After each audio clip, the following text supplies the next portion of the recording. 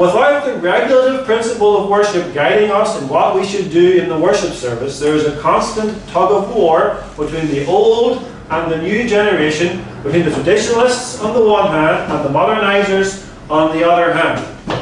Let's take an example. Let's say someone wants to have a puppet show in the worship service. And don't think that's too far-fetched today either.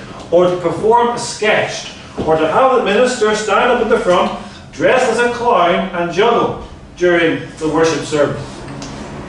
Let's say someone suggests that at the congregational meeting.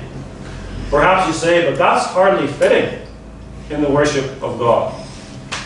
To which I respond, says who? Says you? Says the minister? Says the elder? Says the deacon? What about the young people? Maybe they would like that. Perhaps that would attract more people to the worship services of the church. Shouldn't we make them less stuffy and less boring? Wouldn't that be good? To have a clown and juggling in the worship service of God? And the answer is no. Because God has not commanded us to have a clown and juggling in the worship of God.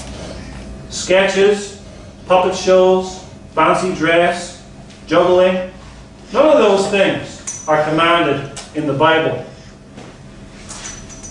And if you say, well, they're not fitting, but the Bible doesn't explicitly forbid them either, does it?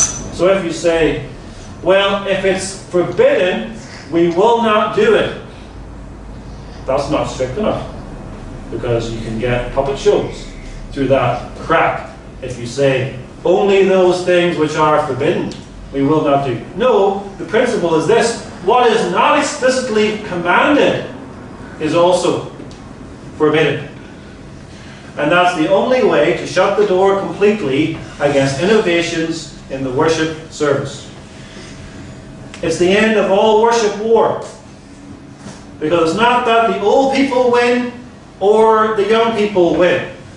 That the traditionalist gets his way or the modernizer gets his way, or we make some kind of compromise. But both of us, the modernizer and the traditionalist, the old person and the young person, all of us together bow down before the will of God and humble ourselves before God and look to God to tell us how He shall be worshipped.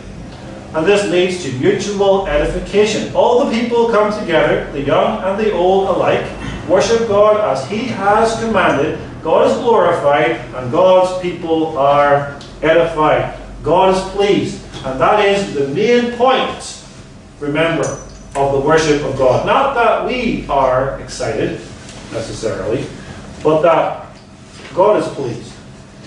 And if we find God's worship boring, and say, I wish we could have more exciting things in our worship service, then we must ask God to change our heart and to ask God to forgive us for thinking that the worship of God is boring. The worship that God has commanded, the worship that God has designed for His own glory and for the good of His people is boring to you, you say. And that's a sin.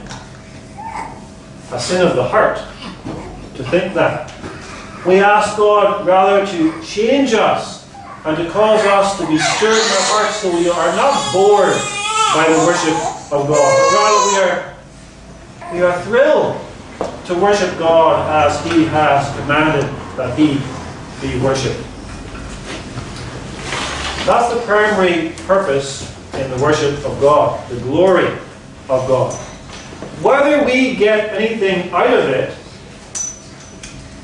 which is the cry we hear today in many churches, I didn't get anything out of that worship service today, whether we do or not is secondary to that main purpose.